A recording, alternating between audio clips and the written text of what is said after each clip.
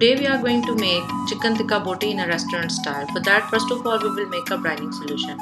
So to make a brining solution in a bowl, we will take half liter of water.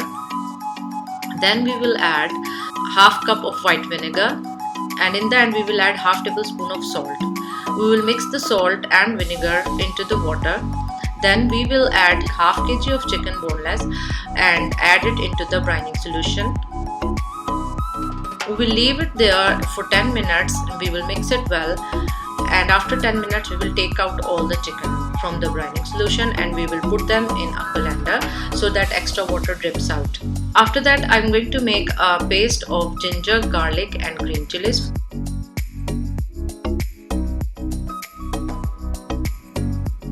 We will add a little water and make a thick paste.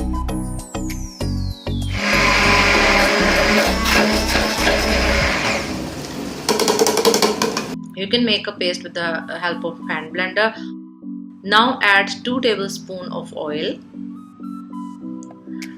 half tablespoon of salt, half tablespoon of coriander powder, half tablespoon of kachri powder, and half tablespoon of garam masala powder, and half tablespoon of achar gosht masala, half tablespoon of turmeric powder, and mix them to make a thick paste.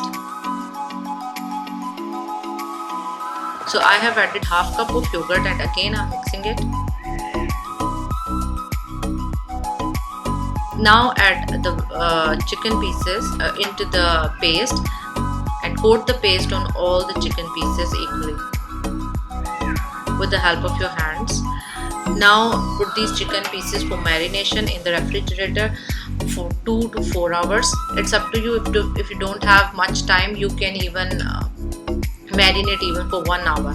Oil the pan with a good amount of oil, then take skewers and add chicken botis into the skewers. One important thing I want to mention here, that dip the skewers into the water at least 1 hour before using them into the chicken botis so that they don't get burned when you put them into the oven. So I put the chicken botis there for 15 minutes for each side. After 15 minutes, take the pan out, flip the skewers and put it in the oven again. If the chicken pieces are cooked and tendered fully, then take the botis, the chicken tikka boti out. Otherwise, leave them there for more 5 to 10 minutes.